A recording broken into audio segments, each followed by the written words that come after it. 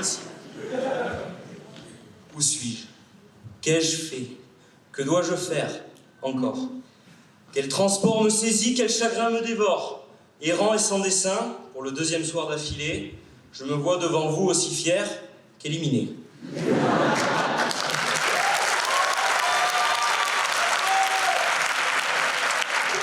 Mais c'est en Cyrano ce soir que je reviens. Et après Racine, c'est le génie de Rostand que je ferai mien. Suivant mon désir, acceptant le désordre, j'en change l'énoncé. Ainsi, ce soir encore, je serai votre pantin, et pour que bien se fasse, nous conserverons les alexandrins. Je vois vos regards inquiets. Oui, Fabrice sera présent.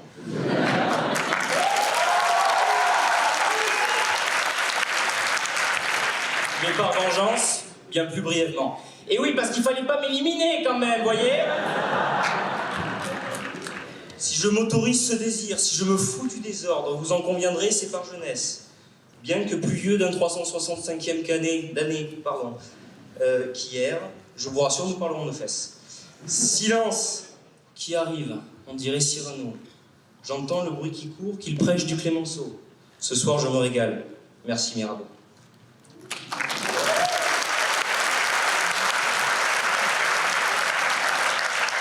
Clémenceau à Cyrano. Quand on est jeune, c'est pour la vie. Oui, c'est tout. Oui. Ah non, c'est un peu court, jeune homme. On pouvait dire, oh Dieu, bien des choses en somme. En variant le ton, par exemple, tenez, cynique. En soi, c'est une question d'état d'esprit. Le jeune invente de beaux avenirs pour lui, le vieux de pauvres passés pour les autres. Faites du bon choix, le vôtre. Programmatif. Jamais je ne laisserai cet habit de noir que l'on nomme vieillesse couvrir de son morne parfum ma joie et ma tendresse. Naïf. Quelle est cette lente agonie que des enfants appellent déjà raison, que des savants leur enseignent et leur donnent à la place des bonbons? Éric Zemmour. Quand on est jeune, immigré, en d'autres termes délinquant,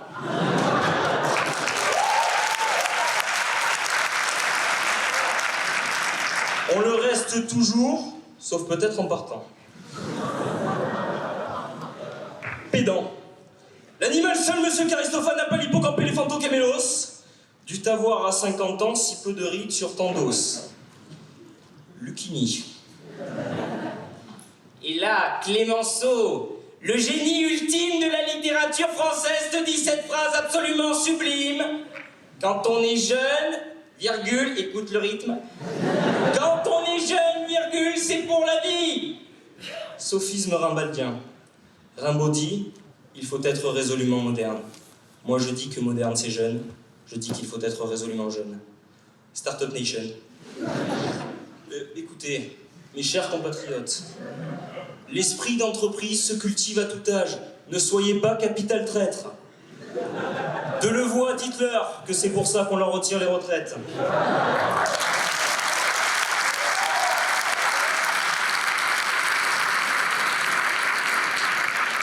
Dramatique. Quand laisserai-je cette jeunesse? Quand laisserai-je, dis-je, cette jeunesse qui a 50 ans m'oppresse? Celle qui me rend si prompt au rire, quand tous ces vieux de 20 ans qui m'entourent se laissent joyeusement périr. Lyrique. Voilà tant d'années que je suis jeune et vif. Oh, loin de moi l'envie que cela s'achève ou que cela se finisse, non. Je crois jusqu'à ma mort pouvoir tenir la cadence, et par ma jeunesse et par ma fougue, continuer de vous faire offense. Scientifique. D'après mes calculs, si l'atome vieillit et la cellule meurt, je vous assure en revanche que pas une ride ne touche le cœur. Oscar Wilde, la jeunesse est un art. Oscar Wilde par Zachnik. Si la jeunesse est un art, alors je connais de vieux artistes. Oscar Wilde par Zachnik, par Lucchini. Le Zachnik, il est à Mirabeau, tu vois, devant 600 personnes, il s'est fait éliminer la veille, et là, il te sort normal, Oscar Wilde par Zachnik. Si la jeunesse est un art, je connais de vieux artistes. Il fallait vraiment pas l'éliminer, hein.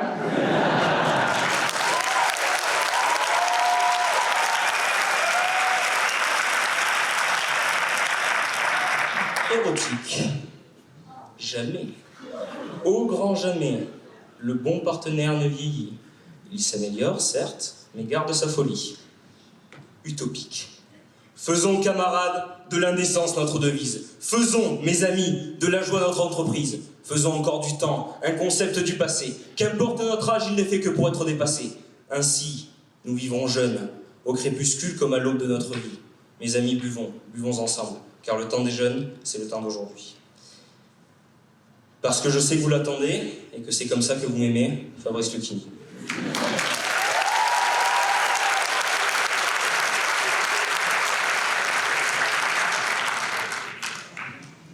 Hermione avait vieilli depuis la veille. Fini les sorties à Bastille, on la disait trop vieille. Pourtant, en son cœur, la jeunesse était encore là. Elle se le disait à elle-même en son coin, tout bas. J'ai ce soir sa parole en main. Racine et Rostand sont avec vous. Allez, Saint-Germain.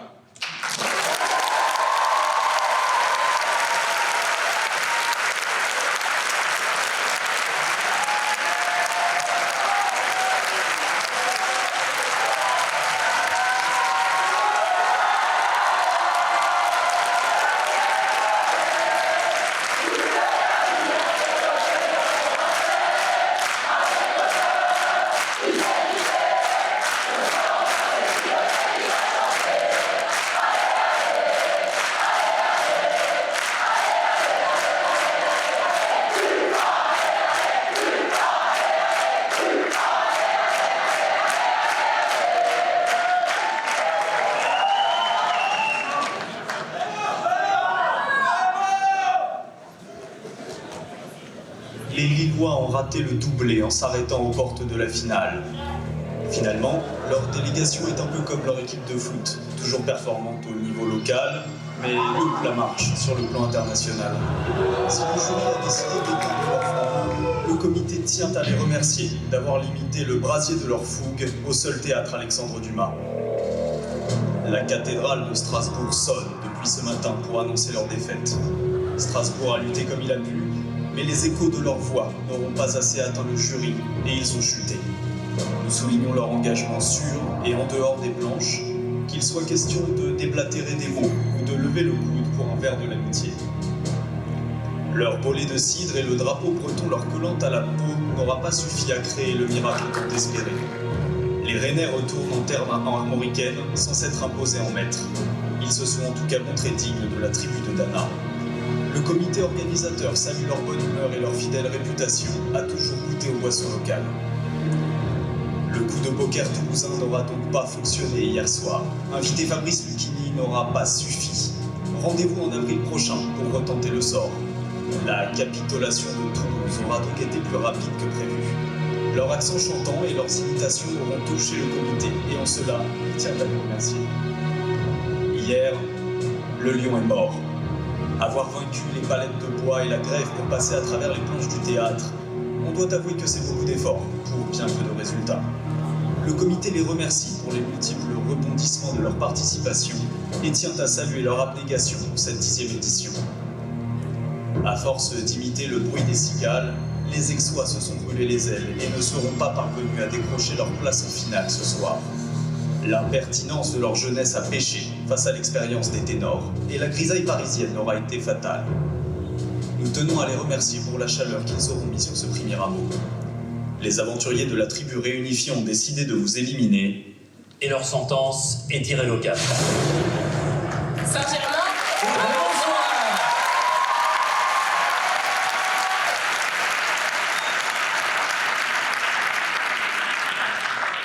ce soir se présentent devant vous 30 étudiants et étudiantes des 10 Sciences Po de France. Non, Dana, ça c'était hier. Ce soir se présentent devant vous 12 orateurs et oratrices des 4 meilleures Sciences Po de France. Là, c'est mieux. Ils et elles s'affronteront toujours dans des joutes et des discours, et ce soir, on l'espère, intelligents, drôles, audacieux et sans petits accidents. Alors aujourd'hui, cela fait vraiment 10 ans tout pile que le prix Mirabeau rythme la vie étudiante des Sciences Po. Grâce à vous notamment, hier, cet événement est vraiment parvenu à se hisser au plus haut rang des concours d'éloquence. Et c'est avec une fierté et une émotion qui sera dans quelques instants non dissimulée que nous soufflons avec vous notre 10e bougie.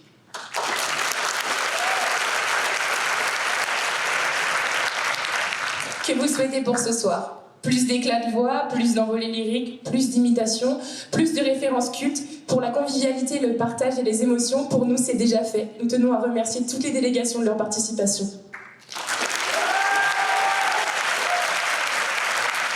Nous vous rappelons que ce soir, vous êtes invités à participer à une tombola dont les profits reviennent à Women's Safe Institute, association Saint-Germanoise, luttant contre les violences sexuelles et sexistes, et dont nous ne pouvions que soutenir l'action si cruciale par cette tombola et par un don d'1 € par ticket vendu.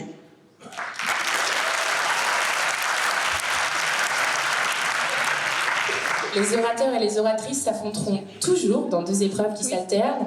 Chaque équipe présentera toujours 2 discours sur un même sujet, puis elles s'opposeront encore dans une joute, débutant et se concluant par un temps protégé. Alors, à finale d'exception, nous accueillons ce soir un jury de prestige. Parce que dans l'éloquence, il ne suffit pas de bien parler pour être pertinent, il faut également que la plume de l'orateur ou de l'oratrice soit affûtée. Vous l'aurez compris, ce soir, nous accueillons un écrivain qui rejoint le banc du jury pour cette finale d'anthologie. La qualité de ses ouvrages, la fluidité de sa plume, la capacité à nous faire vivre des aventures excitantes et modernes donnent à Catherine Pancol une place originale dans la littérature contemporaine française. C'est un grand honneur de la compter parmi nous ce soir.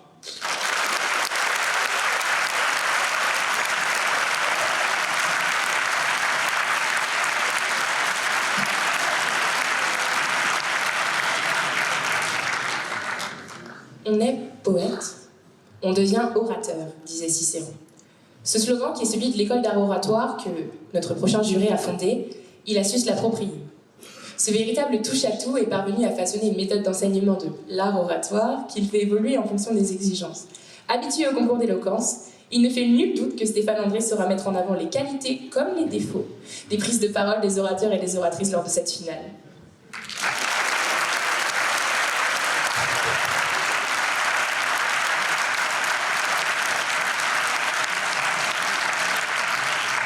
La société doit réaliser que toute violence faite à la femme n'est pas qu'un problème de femme, c'est le problème de la société. C'est ainsi que Frédéric Marx, président de l'Institut en santé génésique et cofondatrice de l'association Women's Safe and Children Institute, considère les problèmes de violence envers les femmes et les enfants en détresse.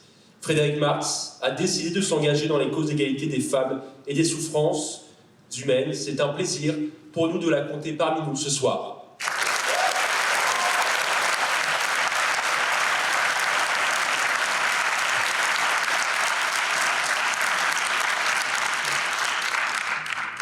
Avocat au barreau de Paris depuis 1988 et auprès de la Cour pénale internationale depuis 2005, Emmanuel Daoud a été membre du Conseil de l'Ordre et expert près du Conseil des barreaux européens. Excusez-moi. Défenseur passionné de la liberté, Maître Emmanuel Daoud est le juste alliage entre justice et empathie.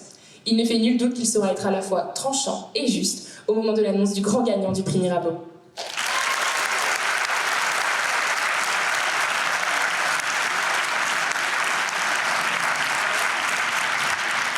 Voilà enfin le temps de présenter la présidente de ce jury pour cette finale. Actrice, réalisatrice et scénariste, elle multiplie les films et les récompenses. Agnès Jaoui remporte 4 fois le César du meilleur scénario original ou adaptation. Elle est aujourd'hui la femme la plus récompensée au César. Aussi talentueuse que militante, Agnès Jaoui n'hésitera pas à mettre en valeur les traits d'esprit et d'engagement des candidats et candidates. C'est un véritable privilège que d'accueillir Agnès Jaoui dans le jury de cette historique finale du prix Mirabeau.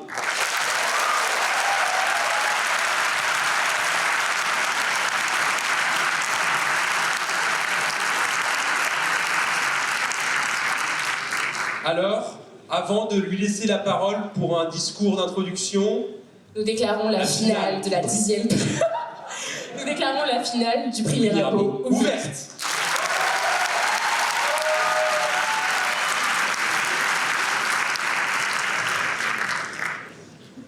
Bonsoir. Un discours, c'est un grand mot. D'ailleurs, voici venu le moment où je regrette de n'avoir rien préparé du tout. Mais de toute façon, d'ailleurs, je me suis aussi trompée de dress code. Tout à fait, Et beaucoup de codes d'ailleurs m'échappent ce soir, mais j'espère que j'en apprendrai un peu plus. Et en tout cas, de toute façon, je suis là pour vous entendre, on est là pour vous entendre, et on a hâte. Merci beaucoup.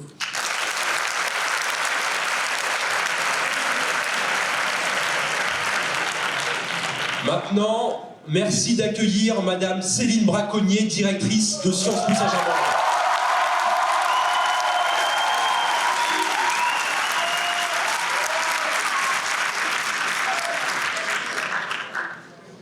Le prix Mirabeau est un événement où on se rassemble pour écouter des hommes faire les hommes, c'est-à-dire mépriser les femmes. Comme tous mes homologues dirigeants à Sciences Po, j'étais interpellée en fin d'année dernière par des étudiantes qui s'indignaient en ces termes du soutien institutionnel dont bénéficie cet événement phare de la sociabilité étudiante inter-IEP. Archives à l'appui, elles établissaient que l'organisation du prix, ses modalités d'évaluation, les sujets choisis, leur appropriation par les oratrices et les orateurs, la composition des jurés même, contribuaient à en faire un rituel de renforcement et de perpétuation du sexisme ordinaire. Parce que nous savons qu'il constitue un obstacle majeur à l'égal accès des femmes et des hommes aux positions sociales, politiques, professionnelles les plus recherchées, les plus valorisantes, les plus épanouissantes sans doute aussi, nous ne pouvions pas ne pas être sensibles à cette alerte. C'est pourquoi je sais gré à la formidable équipe du comité Mirabeau 2020 d'avoir eu pour ambition affichée de faire de cette 10e édition celle de la remise en cause d'une certaine façon trop masculino-centrée d'investir l'art oratoire. Des équipes mixtes, un jury mixte, des joutes repensées, des sujets prêtant moins le flanc à l'expression d'un pensée sexiste, telle a manifestement été la feuille de route, et je m'en félicite. Parce que nous sommes des écoles de sciences sociales, nous savons que les facteurs explicatifs des comportements sont cumulatifs et qu'il faudra évidemment du temps avant que les pratiques ne deviennent complètement adéquates aux intentions affichées. Mais je voudrais vous dire que les directions des Sciences Po de France sont toutes en soutien des avancées qui se produisent sur ce terrain grâce à l'engagement fort de quelques-uns et quelques-unes évidemment, et à la diffusion large et accélérée de formes de vigilance au sein et grâce à votre génération. Je remercie chaleureusement nos amis directeurs et directeurs des études de Sciences Po Aix, Lille, Strasbourg, Toulouse, Lyon et Rennes d'avoir fait le déplacement pour marquer l'importance de l'enjeu. Et j'exprime évidemment notre reconnaissance collective aux membres de ce magnifique jury que vous avez réuni et à sa présidente Agnès Jaoui. Merci à tous les 5, vraiment, d'accorder la caution de votre expérience et de votre renommée à cet événement. Vous incarnez ensemble une belle diversité d'usages émancipateurs de la parole et affichez chacun et chacune à votre manière un goût des autres que nos écoles ont aussi en partage. Merci.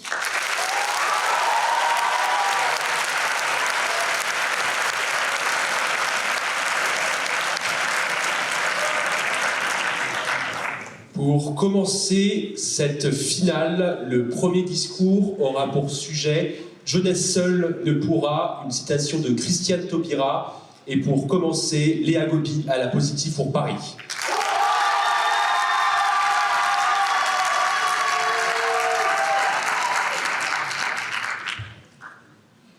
J'étais dans mon jardin la dernière fois et je profitais des rayons du soleil.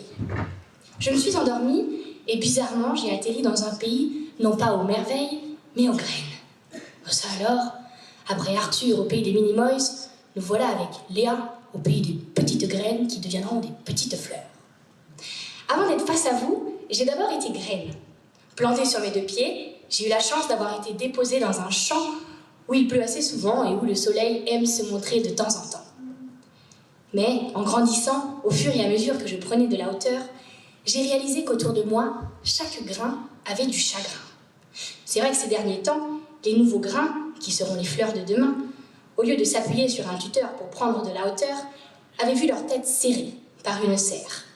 Leur perspective de développement était contrainte par une bâche qu'on appelait atmosphère, tendue au-dessus d'elles, qui les faisait suffoquer et qui, par son poids, les empêchait de penser paisiblement à leur développement. Lorsque les fleurs fanaient, on faisait de leurs tiges des bâtons rigides. Bien que non vivantes, ces fleurs, devenues bâtons, étaient de la plus grande utilité pour la régénération des graines. Ces tiges servaient de plier pour éviter aux fleurs de se plier. Les fleurs fanées enrichissaient par leur expérience le terreau fertile qui permettait la croissance des petites graines. Dès lors, toutes les fleurs avaient pour ambition de se nourrir du maximum de terre, d'eau et de soleil pour constituer une tige qui ferait de leur bâton le plus bel héritage à leur mort. Aucun tuteur ne ressemblait à un autre et pourtant, ils avaient tous la même mission, aider leurs graines à grimper sur la vie. Mais ce jardin, mesdames, messieurs, dans ce jardin, les ressources étaient limitées pour les tuteurs. L'atmosphère dans laquelle la totalité des graines vivaient devenait trop chaude. Les fleurs fanaient sans avoir eu le temps de se constituer une tige solide pour soutenir leur descendance dans leur ascension. Les adultes mûrs, servant de tuteurs, se désespéraient de voir des graines voulant déconstruire l'atmosphère qu'ils avaient préparée du temps où ils étaient des fleurs. Eux, en tant que graines, n'avaient qu'un souhait, celui de réchauffer l'atmosphère après la guerre. Mais ils s'étaient probablement pas rendus compte qu'à force de réchauffer les foyers, c'était la planète qui finirait par brûler. Quelle que soit votre génération, vous êtes concernés par le feu de notre foyer. Et jeunesse seule ne pourra éteindre le feu. Parce que c'est quoi l'enjeu? Quel que soit notre âge, c'est de léguer ce qu'on a à ce qu'on aime quand on part. Et je ne suis pas ici pour vous dire « comment osez-vous ?» mais plutôt « osons, osons-nous !» Alors si Cynthia, son problème, c'est qu'elle a pété sa Twingo en face du carrefour, bon bah ok. Si Yves, son souci, c'est de se procurer la dernière merveille technologique de chez Apple, ok, ça me va aussi. Et si ta grand-mère, elle est vénère parce qu'elle a raté son foie gras, j'entends bien aussi. Mais, s'il vous plaît, eux, quand ils vous assureront que leur vie, c'est ça, nous leur répondrons. Écoute, Cynthia, Yves et grand-mère, arrêtez de jouer avec vos hiérarchies de priorités. Nous aussi, on aimerait pouvoir faire de nos vies un jeu à l'heure où il ne faut plus jouer avec nos vies.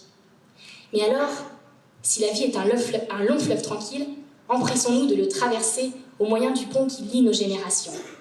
Jeunesse, les portes du pont que vous voyez depuis des années viennent d'ouvrir. Il est temps de passer à l'âge adulte. Et nous, on est sur la rive, on vous voit les adultes de l'autre côté. On est sur le qui-vive et nous rêvons de cette rive où ce sont les adultes qui vivent. Vous l'avez façonnée depuis de bonnes années et elle nous a fascinés depuis que nous sommes nés. Et lorsque nous arriverons, vous l'aurez dessinée, mais aussi décidée. Mais des idées, c'est sur la rive de la jeunesse qu'on les trouvera et que leur production sera assurée. Ce sont nous qui les apportons et nous voulons pouvoir aussi modifier le coup de crayon. Et si vous vous êtes trompé, on ne vous en veut pas. S'il y a des ratures, c'est pas grave, on recommencera le dessin ensemble. Mais la beauté de notre œuvre dépendra du dessin qu'on lui assignera. Et c'est la palette qui nous a été confiée, les couleurs que vous nous avez envoyées lorsqu'on habitait de l'autre côté, qui teinteront, nuanceront, contrasteront avec celles que vous avez déposées il y a des années lorsque vous-même êtes arrivés. À notre traversée, nous sommes prêts à peindre le monde de demain, mais vous comprenez bien qu'on ne peut pas éparpiller des couleurs si au préalable, vous ne nous avez pas préparé un brouillon qui, par définition, est soumis à une évolution. Car disposer des tâches sans les ordonner revient à faire une toile impressionniste. Et ça nous connaissons déjà. Ça s'appelle Internet, la toile qui te donne l'impression de connaître le monde jusqu'à ce que tu réalises que le vrai voyage, c'est la traversée du pont. Mais nous, le souci, c'est que sur notre rive, ceux qui sont passés avant ont gribouillé, plus que coloré. Alors, le papier s'est percé, la terre a tremblé, le vent a soufflé et l'eau est montée plus vite que ce qu'on avait imaginé. Mais nous, on aurait bien aimé voir du vert dans les forêts se décupler, le bleu des mers rayonner et le jaune des déserts briller. On aurait voulu voir des éclats de soleil comme ceux dans les Cyclades et pas juste la construction de pistes cyclables. Et le problème, c'est qu'on n'a qu'une feuille.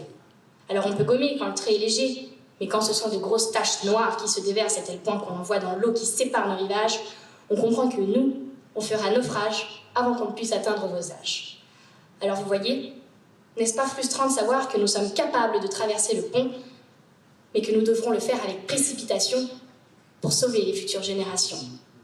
Je vous en prie, aidez-nous. Il n'est pas nécessaire d'être maçon pour construire des ponts.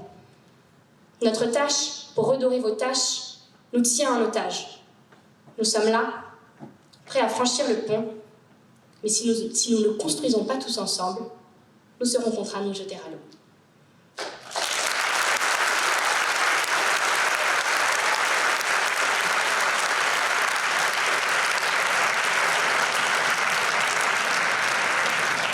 Pour lui répondre à la négative, Anastasia Guillen pour Bordeaux.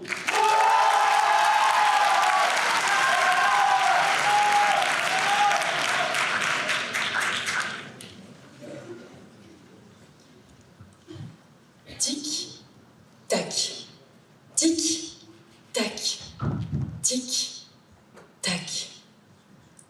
Le temps. Le seul ennemi qui n'a jamais été colonisé, qui depuis notre berceau règne en grand prince sur l'humanité. Une seconde, une minute, un jour, une vie, une cadence dont le poids écrase nos existences. Un sablier trônant au-dessus de nos têtes, dont les ordres peuvent commander qu'à tout moment tout s'arrête. Avouons-le, nous n'avons qu'un seul désir, celui de le conquérir. Mais c'est une perte de temps que de croire qu'on pourrait le dompter.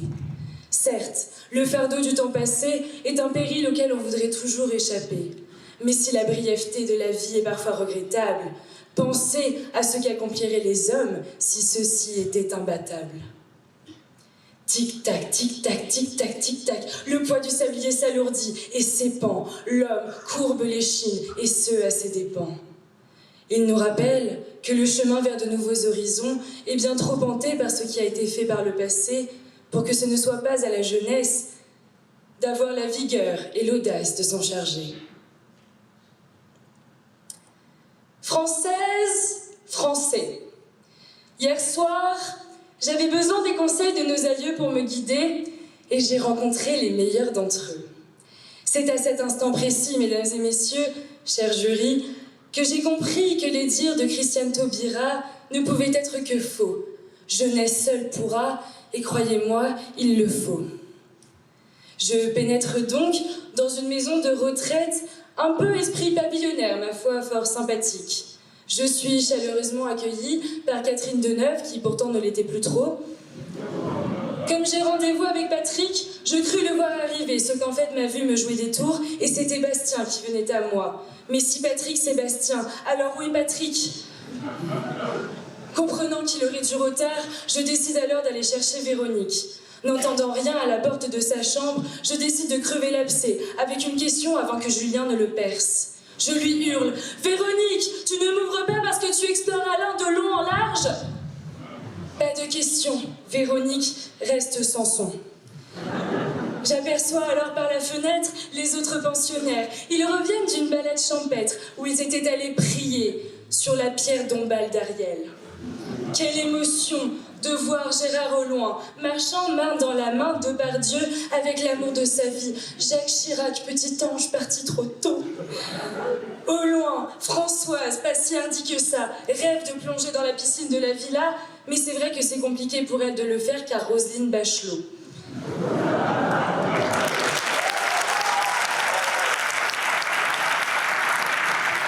Pendant ce temps, Brigitte au bar sans alcool, donc Brigitte au bar d'eau, refuse à Dominique de Villepinte pendant que Geneviève du Fontenay.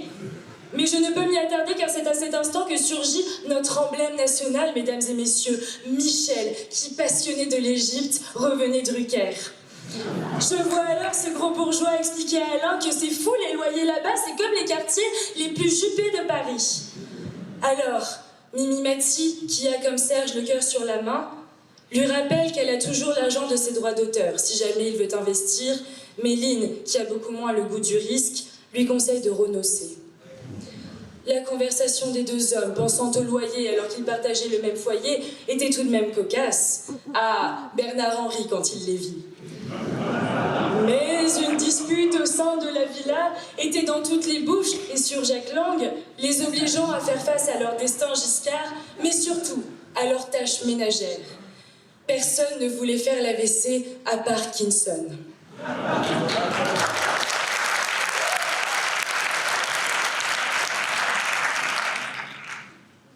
Mesdames et messieurs, jeunesse seule ne saura, mais jeunesse seule pourra. Il serait prétentieux d'affirmer que la jeunesse ne commettra jamais plus les erreurs du passé, qu'elle apprendra patiemment à surmonter les obstacles qui devant elle se sont dressés, qu'elle retiendra chaque leçon qui lui a été donnée. Mais une jeunesse qui s'inspire humblement du passé, c'est une jeunesse qui apprend des échecs, des déroutes, des désastres, des revers, des débâcles, autant d'empreintes sur l'histoire que l'on ne saurait oublier, car après tout, ce sont de vrais miracles dont il faut s'inspirer. C'est parce que fatalement, nos aînés n'ont plus le temps que revient à la jeunesse cette précieuse mission d'aller de l'avant.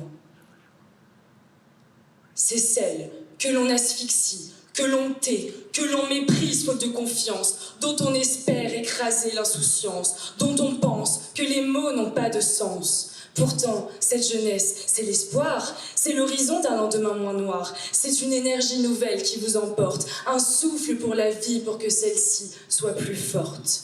La jeunesse, c'est une rupture, c'est un pansement sur vos blessures, un bâtisseur de nouveaux idéaux, fondateur d'un présent enfin nouveau. Elle est douce, elle est merveilleuse, fontaine de jouvence qui se déverse en flot sur le lendemain, océan plat et tornade à la fois, une foule de jeunesse qui refuse de fouler vos pas.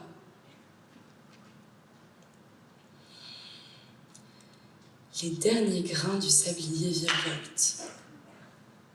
La jeunesse s'éveille, elle se révolte, et parce que son courage toujours l'éclairera, je ne pourrai ce soir que défendre que seule jeunesse pourra.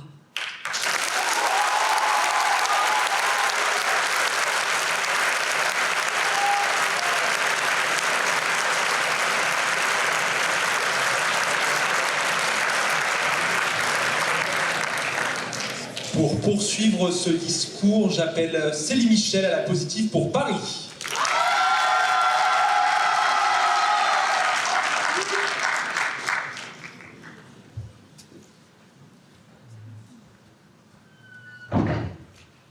Le saviez-vous?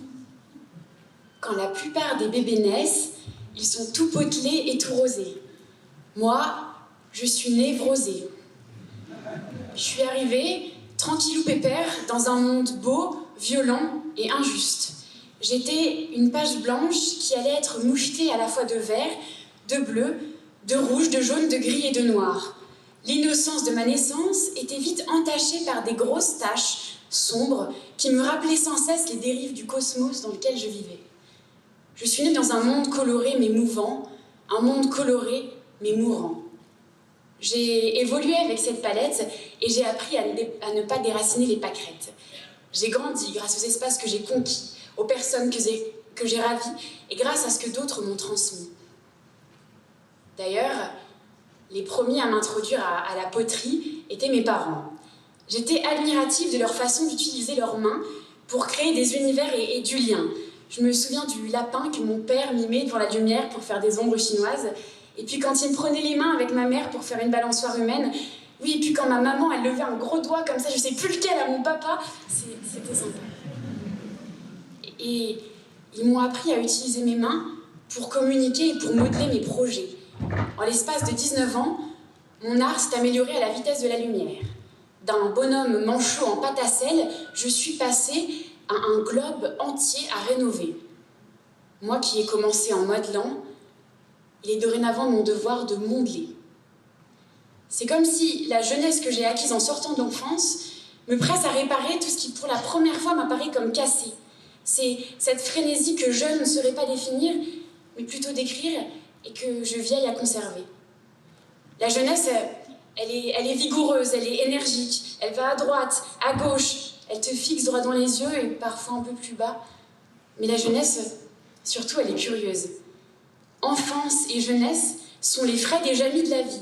Il suffit de les laisser seuls dans un camion pour qu'ils touchent à tout et qu'ils finissent par grimper sur la tour Eiffel ou descendre dans des caves préhistoriques. Et cette énergie, c'est le moteur de la jeunesse. Et aujourd'hui, la jeunesse, elle est outrée.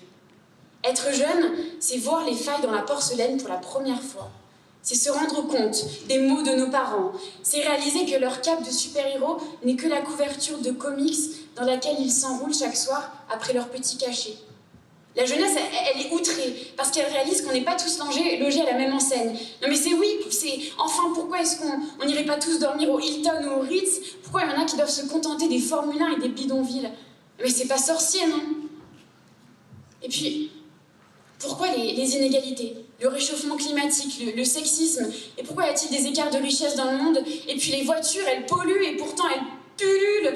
Et tout nous offusque, tout nous brusque. Parce que quand même, en été, il fait vraiment très chaud à Paris.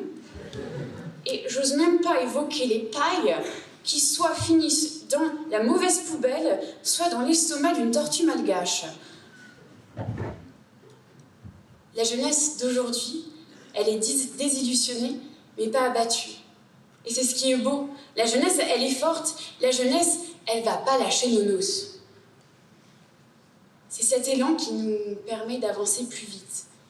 On grimpe sur son dos, on s'accroche à ses bois, et il nous conduit à toute vitesse à travers la toundra sibérienne. Puis il nous amène dans notre atelier, là où on va se charger de modeler le monde de demain. Mais comment on s'y rend à l'atelier? T'as un bon sens de l'orientation, toi? Et tu les vois, sur ton chemin, gamins oubliés, égarés, donne-leur la main pour les mener vers d'autres lendemains. Jeunesse seule ne pourra pas avancer, trouver son chemin, ouvrir la porte de l'atelier et changer le monde. Elle a besoin de ses aînés pour la guider, ou plutôt pour lui montrer là où ne pas aller. Au fond, nos aînés, ensemble, forment une carte. On a besoin de plus expérimentés que nous pour nous susurrer à l'oreille. Non, pas par là, on a déjà essayé et ça a mal fini. C'est à travers nos failles qu'on apprendra à surmonter nos défaillances. La jeunesse, elle est ardente, elle trépine sur la ligne de départ. Et jeunesse, elle vous a gardé une place sur l'élan, hein, parce que pour remodeler, il faut qu'on soit tous ensemble et pas tous ensemble. Parce qu'au fond, qu'est-ce qui est jeune et qui attend? Mais c'est nous. Et la seule façon qu'on a d'arriver jusqu'à l'atelier, c'est d'avoir les vieux derrière nous pour nous porter, pour nous supporter. L'élan de la jeunesse, c'est le nouvel arche de Noé. Vite, grimpez, élancez-vous, les fleuves sont déjà en train de déborder, les forêts en train de brûler. Puis on a besoin de vous, car c'est vous les chasse-neige de la toundra sibérienne. Et comme on avance, il y a de la neige sur la route jusqu'à l'atelier. On n'a pas le temps de passer notre permis chasse-neige, nous. C'est vous qui prenez les décisions. Alors prenez la bonne. Acceptez la main qu'on vous tend. La jeunesse, c'est la jeunesse du futur. Et l'avenir, la jeunesse, elle l'a dans la main. Mais l'avenir, c'est de la neige fondue. C'est liquide. Ça déborde. Ça ruisselle entre les doigts et ça finit par fuiter pour en mettre partout. Alors, une deuxième main est nécessaire pour colmater les fuites. Cette deuxième main, c'est celle de nos aînés, de ceux qui ne sont pas nés de la dernière pluie. C'est aussi celle qui fait du stop sur le bord de la route vers le futur. C'est cette voiture qui est en panne d'essence depuis un petit moment et qui ne demande qu'à être remorquée. C'est là que jeunesse arrive sur son élan et dit « Vous montez ?» Les regards se croisent, les mains se touchent et le lien se crée. Jeunesse vous serre fort la main, de peur de vous perdre. Il faut conclure. Non, cette fois-ci, elle ne vous laissera pas aller. Elle maintiendra le lien.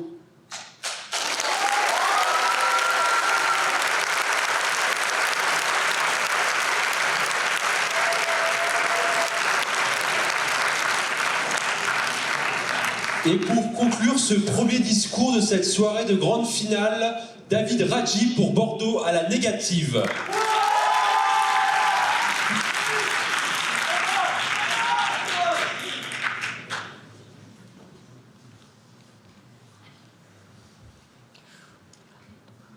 J'ai deux amours, mon pays et Sarkozy. Moi, Louis Gonzague de Montargis, j'avais d'ailleurs 7 ans et demi la première fois que j'aperçus les lignes suaves de celui qui deviendrait bientôt le président de la République. Il se disait petit français de s'en mêler, comme moi. Il était délégué de classe, comme moi. Et un jour, moi, peut-être président comme lui. Je m'en allais alors m'encarter dès l'âge béni de mes 16 ans, et enfin j'étais un jeune engagé. Mais autant vous dire que j'étais loin d'être l'idéal du jeune qui veut changer le monde. Loin de ceux capables de manger des graines de soja avec des gens foutres, et loin de ceux préférant le merguez sur rond-point du samedi au tourne d'eau Rossini. En fait, je crois que l'idéalisme me donnait envie de crever dans un classeur à 4. Changer, d'accord, mais changer pourquoi? L'important, c'était de briller. Et je brillais déjà de toutes parts.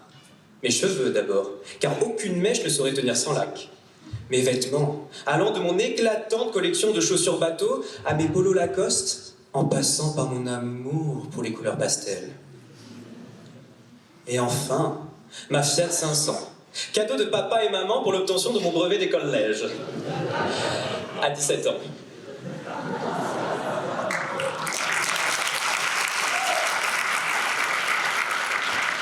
Oui, en fait, en vérité, je ressemblais un peu à Alain Delon, mais sous vide. Mais ça n'était pas si grave parce que plus le temps passait, plus les événements me confortaient dans ce choix de vie qui reposait sur le rejet. Tic, les marches pour le climat, tac, je veux rentrer en avion à Pessac. Tic, les révoltes estudiantines, tac, grand Dieu, libérez-moi la fac. Pourtant, je me souviens d'avoir aperçu une femme qui mariait sa fille dans la torride humidité de l'été dernier. Le mariage en soi, c'est pas ce qui m'atteint. Il nous est après tout dicté par tout ce qui est de plus sacré, c'est-à-dire la foi et parfois même la faim. Non, c'est plutôt la réaction de mes amis face à cette femme qui n'était autre que Christiane Taubira. Excité comme j'aurais pu l'être lors d'un campus jeune républicain à la Baule, ils lui ont réclamé une photo. Et elle leur a parlé jeunesse. Elle leur a dit que la jeunesse était de toutes couleurs et de toutes formes, de visages si divers, de cheveux de toutes teintes et de toutes textures, et même de cheveux recouverts. Elle leur dit que la jeunesse était facteur de changement, par une attitude insolente, provocante, parfois même irritante, et que la fondée sur le temps était un saccage, que la jeunesse, au fond, n'avait pas d'âge. Avec la subtilité d'une femme de lettres, sachant allier sagacité, savoir et sagesse, elle s'était au fond fendue, à mon égard, d'un vieux con. Moi, Louis Gonzague, 22 ans, adepte des rallyes parisiens, du golf et des premières d'opéra, ce qu'on appelle plus communément un jeune vieux, j'ai compris que la volonté de s'adapter, de transgresser l'acquis de l'instant pour assurer les fruits du futur, était finalement le caractère frappant de la jeunesse. Christiane, si tu étais là, je te dirais que tu es follement jeune, bien que, comme tu le dis, le temps de ta fringante jeunesse est passé. J'irais même jusqu'à dire simplement que tu es des nôtres. Or, aux yeux de l'âge, cette imposture, nous aurions du mal à voir la jeunesse qui est celle de ton esprit. Cette jeunesse, c'est une jeunesse cachée. Cachée derrière les pendrillons d'un théâtre où se joue la bataille des idées. Cachée car à tout moment, cette jeunesse d'esprit, prête à soutenir des revendications que leur grand âge ne leur permettra certainement pas de voir. Alors dans ce cas, oui, cette jeunesse seule pourra.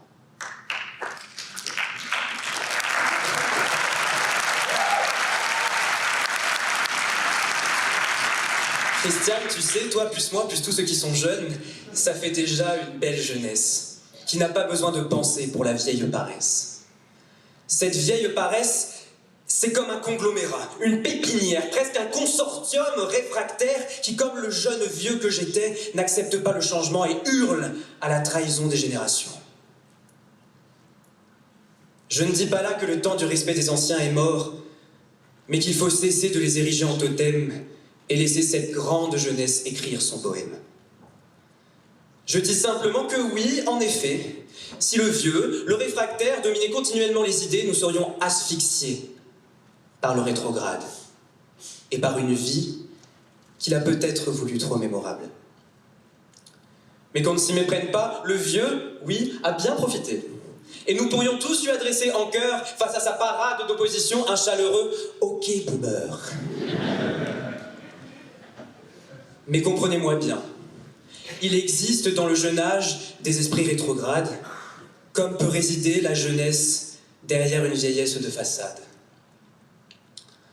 Alors, il est de notre responsabilité de leur dire que nous, les naïfs, nous les oisifs, nous les croyants, nous les pensants, nous jeunesse, nous promesses, qu'attendons-nous pour aller au bout et briser le verrou de cette vie stupide et bête qui nous est faite? Et nous leur disons à eux les faux, eux les dévots, eux les sourds, eux les gourds, que nous n'attendrons pas pour aller au-delà et briser la stèle de cet autel rétrograde qui nous accable.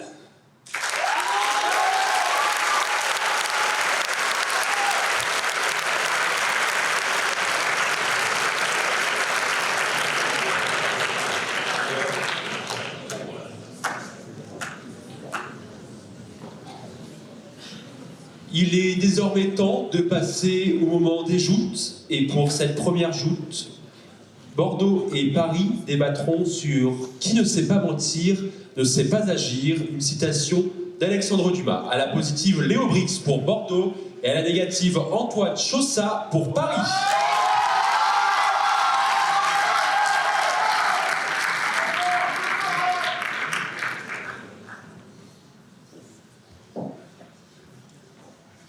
Si je suis devant vous aujourd'hui, c'est que je me suis menti. Oui, je me suis menti ce soir pour oser monter sur scène. Je me suis dit, oui Léo, oui tu seras à la hauteur d'Antoine, oui tu peux le faire. Un mensonge grossier, vous en conviendrez. Mais je me suis aussi menti en entrant à Sciences Po, en entrant à l'IEP de Bordeaux.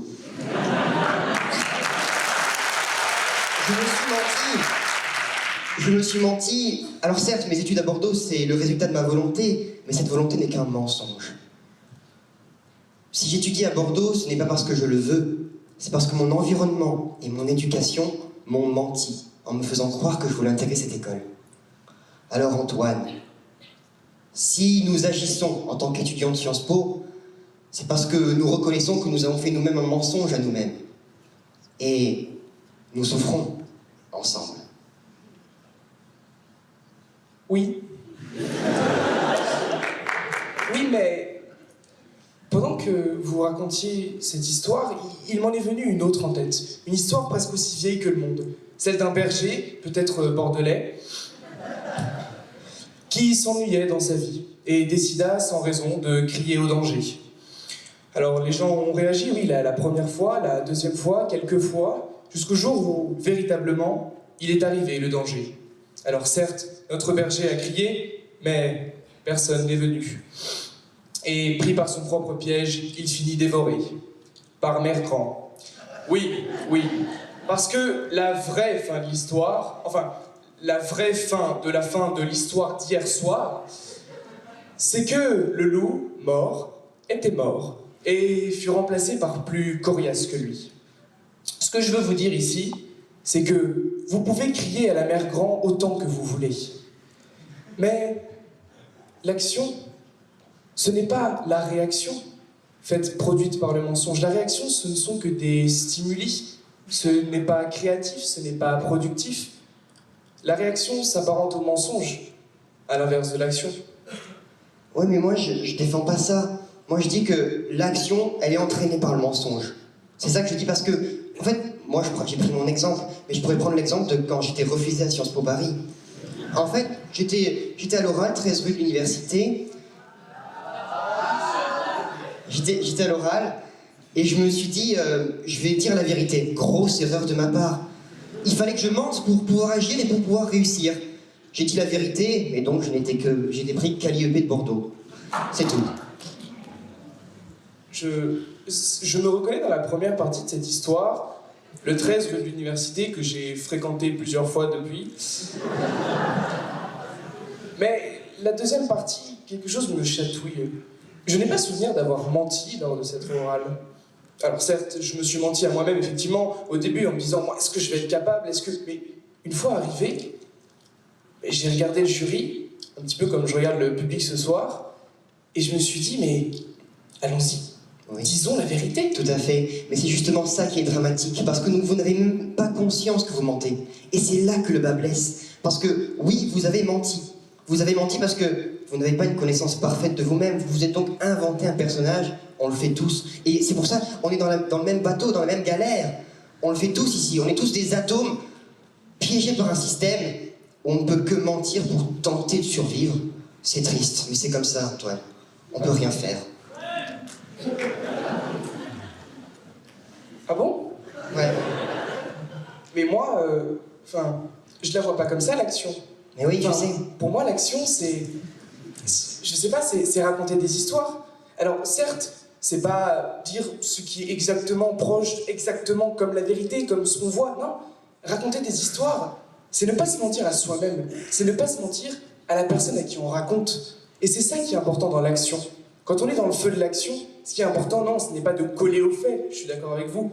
Ce qui est important, c'est d'être vrai, pour soi-même et pour les autres. D'accord, mais c'est bien que vous parliez d'histoire parce que comme ça on pourra parler d'Alexandre Dumas, dont on tire la citation. Oui. En fait, cette phrase est prononcée par un capitaine au chevalier d'Hermital. Et en fait, ce capitaine, il dit que ce chevalier, il a une entreprise, il veut renverser le duc d'Orléans. C'est quand même quelque chose. Et il lui dit, parce que pour l'accession au pouvoir, on ne peut que mentir si on veut agir. Parce que c'est comme ça que ça se fait. Parce qu'on est dans des conflits. On ne peut pas être parfaitement vrai. Vous savez, c'est la politique. On ne peut pas toujours dire la vérité. Pour arriver au pouvoir, on trahit. On utilise la ruse. C'est ça qu'on fait. Pas forcément. Non. Ah, ben, je suis réaliste, malheureusement. Il n'y a pas besoin d'être réaliste. Il y a juste besoin de croire en soi-même, de croire que les histoires qu'on raconte et ce qu'on a envie d'incarner, on peut s'éloigner du mensonge dans ce qu'on dit, dans ce qu'on fait, dans ce qu'on raconte, que ce soit à 1, 2 ou 700 personnes. Oui. Donc, mais ça, c'est ce que vous pensez, malheureusement. Mais c'est parce que, justement, on vous a dit que vous pouviez vous présenter devant 700 personnes, qui ont reçu la même éducation, que vous êtes légitime pour être ici. Ça, c'est un mensonge, et c'est ce qui vous dicte votre action. Et on est tous comme ça, on est tous pareils. Antoine, on est dans le même bateau, dans la même galère. C'est triste. Vous parlez de légitimité. C'est marrant parce que, oui, alors, pour dire des grandes thèses, pour citer des grands auteurs, il faut une certaine légitimité. Mais pour raconter des histoires qui soient vraies pour nous et pour nous-mêmes, que ce soit à un enfant, à des grands-enfants ou à tout un public, ce qu'il faut, c'est simplement être vrai et s'éloigner du mensonge.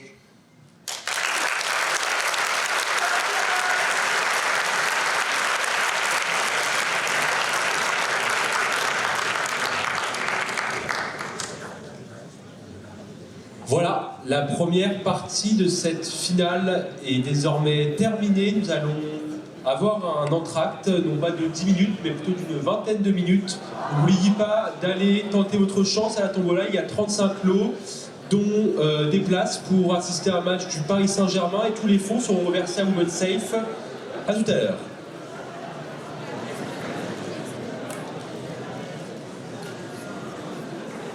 Pour reprendre la finale, le deuxième discours avec le sujet « La misère est-elle si belle ?» À la positive, j'appelle Tristan Baloche pour Saint-Germain.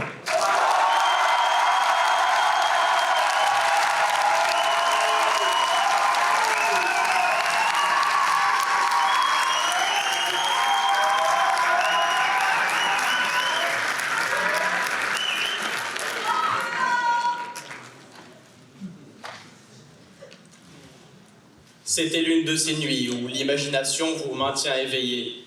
Ce genre d'insomnie qui n'en finissent plus, où l'obscurité y est totale, et où une abondance d'idées vous traverse l'esprit. Comme partout, il y en a toujours une qui finit par retenir votre attention. Et puis, une fois que l'idée est là, elle est comme une sangsue. Vous ne parvenez plus à vous en débarrasser. Alors elle reste.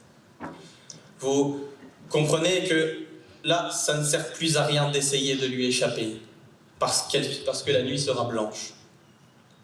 Mais le plus important, c'est le lendemain. Lorsque vous repensez aux échanges que vous avez eus avec elle, ce soir-là, c'était la misère qui était avec moi. Et contrairement à tout ce qu'on avait pu me raconter sur elle, je l'avais trouvée terriblement banale, presque ennuyante finalement. Bien sûr, des anecdotes, elle en avait des milliers, car la misère, elle n'est pas toute jeune. Mais à l'issue de la réflexion, j'étais tout de même un peu déçu. Au fond, La misère, ça doit être comme le reste. Tu l'aimes ou tu la quittes.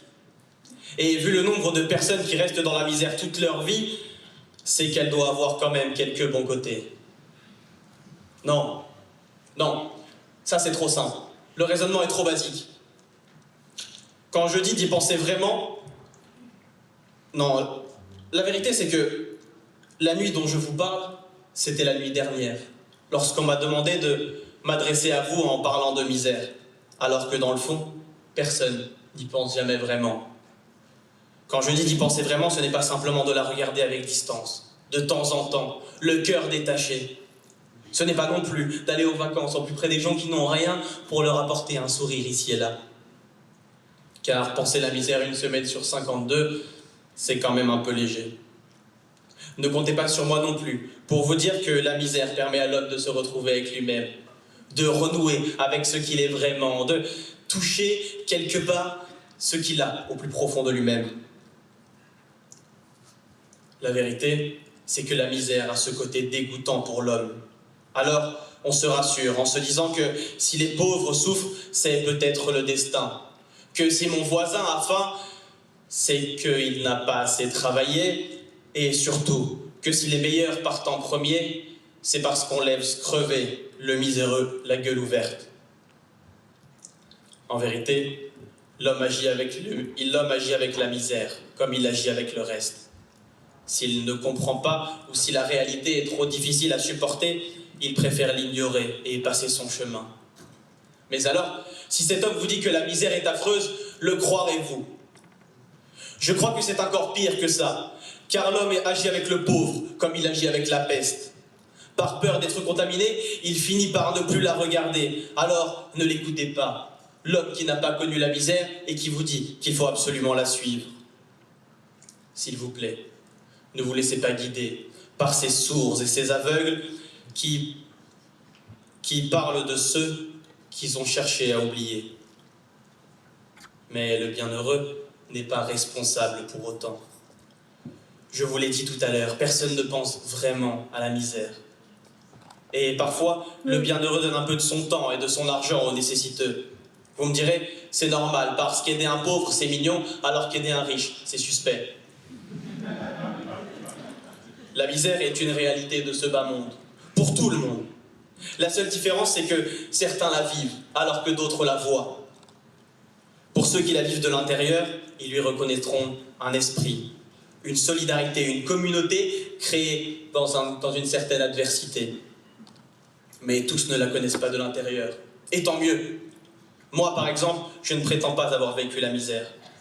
Je pense que celui qui ne la connaît pas ne doit surtout pas fermer les yeux ou détourner le regard. Car la misère fait peur lorsqu'on arrête de le regarder. Et le fantasme d'une crainte fera toujours plus peur que la crainte en elle-même. Le temps des classes dangereuses est révolu. Alors acceptons que la beauté change un peu. Il faut accepter que la beauté ne se cantonne pas au conformisme.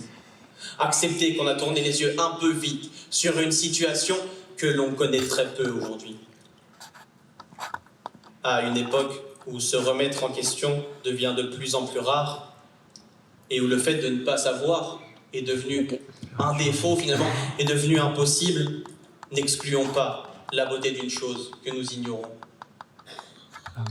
La misère nous apprend à rester humbles face à la réussite. Et le paroxysme de la détresse est de risquer sa vie pour la sauver. Alors, aucun de nous n'en est vraiment là. Alors, la plus grande beauté de la misère, selon moi, est de nous faire comprendre la chance que l'on a.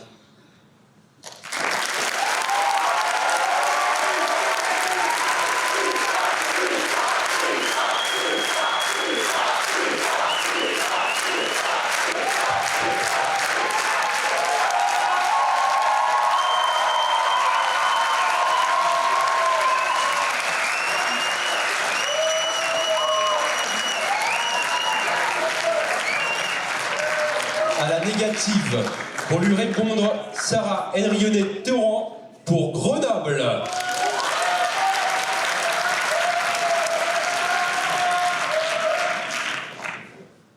Guernica, les fleurs du mal, les poèmes saturniens, Que c'est beau, que ces œuvres sont belles. Elles vous déchirent l'âme, vous transpercent avec leurs coups de pinceau bien placés, vous déchiquettent avec leurs plumes acérées. Qu'il est beau le Paris baudelairien quand on n'a pas le bruit et l'odeur. Et qu'il est beau le désespoir de Verlaine. Las de vivre, ayant peur de mourir, quand ce n'est pas ton âme qui est torturée. Et la destruction des Guernica est bien plus carrée quand les hurlements, les explosions et l'odeur de la chair brûlée sont noir et blanc. Elle est si belle, la misère. Elle est si belle, stylisée. Non. La misère en elle-même n'est pas belle. Ce qui est beau, ce sont ses produits dérivés. Et même si vous admirez Baudelaire, Van Gogh ou Verlaine, la misère dans laquelle ils ont vécu n'est pas à envier. Mourir seul comme un chien, rongé par la syphilis, ne pas vendre un tableau de son vivant et se suicider à 37 ans, errer toute sa vie, aimer un homme violent et se détruire mutuellement. C'est beau ça? Leur misère est-elle magnifique? Vous savez, le bateau lavoir était plus proche du radeau de la Méduse que du bateau de croisière avec brunch et spa. Il brinque-ballait dans une mer noire et tempétueuse, allant de Caribe dans Scylla.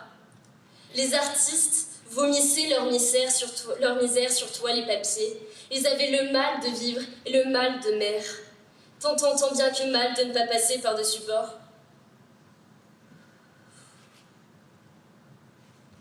Elle est belle, cette traversée. Elle vous donne envie, n'est-ce pas? Mais la misère, ce n'est pas seulement un temps que les moins de 20 ans ne peuvent pas connaître.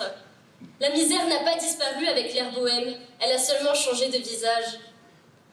Ah, Madame la misère, vous n'êtes plus cette vieille femme lépreuse, croulante et nauséabonde. Vous avez le teint parisien, un jean simple et une écharpe bleue. Vos yeux sont éteints et votre sourire est triste.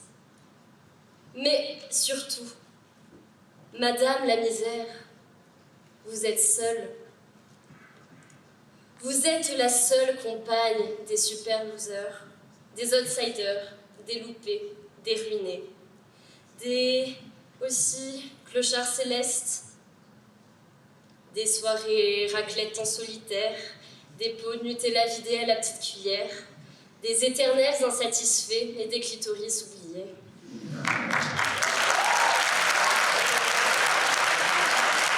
Mais tiens, parlons-en. Quand on n'a que l'amour à offrir en partage, on se dit que l'amour et l'eau fraîche suffiront. Quelle pitié d'y avoir cru. Salade de fruits, jolie, c'est avec émotion que m'échappe le fruit de ta passion. À vouloir la frugalité, on finit par oublier le goût de l'abricot et tu te dis qu'elle est loin d'être belle, la sobriété heureuse. Et quand l'autre part, car l'herbe est toujours plus verte ailleurs, ta misère sexuelle se double d'une misère affective et tu te retrouves seul chez toi, un verre de vin à la main, vide de sens et plein de vide. C'est beau le rejet, c'est beau la solitude, c'est beau d'être seul, absolument seul et désespérément seul. C'est beau de ne pas savoir avec qui aller boire un coup, de n'avoir personne avec qui rire à pleines dents, mais de savoir que personne ne veut de vous et d'avoir un cœur vide de tout sentiment. La misère sociale, la dépression, ce n'est pas pleurer en noir et blanc, une vogue à la main en écoutant du Saez.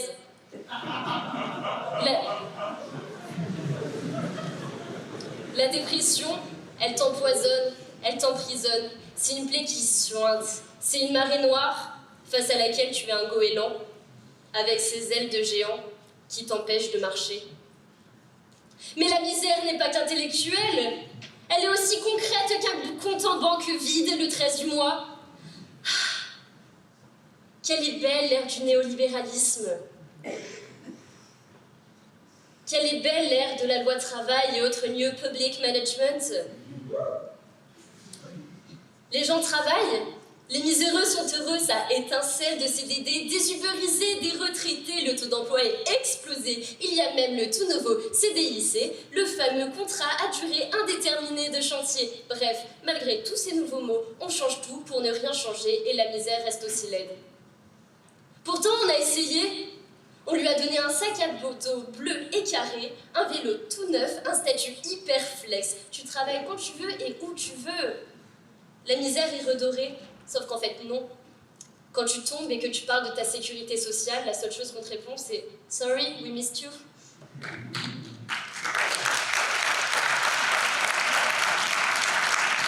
C'est dans les contrats précaires, dans les niches fiscales et les inégalités salariales que se glisse la misère du monde moderne. Et celle-ci n'a rien de beau. C'est le monstre au fond du placard du monde du travail. Elle est tapie dans l'ombre et elle est prête à vous sauter à la gorge dès que les lumières des protections sociales s'éteindront. La misère n'est pas belle. Elle a 1001 visages et tous sont plus immondes et détestables que les autres. Je n'ai fait que regarder autour de moi alors, passez la seconde et faites le constat. Pourquoi vous masturbez sur la misère? Il y a des choses bien plus belles dans la vie et qui en valent la peine comme les bébés lapins. Et il y a des choses bien plus belles, des choses qui font dire que c'était beau hier, c'était beau ce matin. Ces choses, c'est la neige à Noël et la première fois que tu mets les pieds dans le sable. Veuillez conclure. C'est des coups de cœur littéraires et des coups de foudre amicaux. Alors, battez-vous pour elles, pour toutes ces choses qui valent la peine de murmurer à l'oreille de la jeunesse. Jeunesse, lève-toi.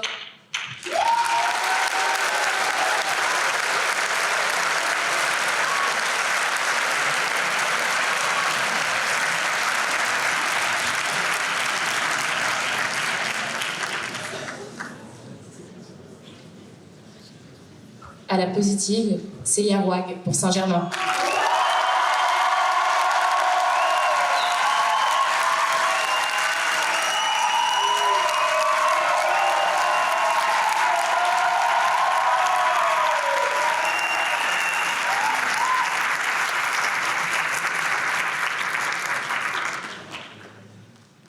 Guernica, colonne brisée, radeau de la Méduse, Pablo Picasso, Frida Kahlo, Théodore Guéricault.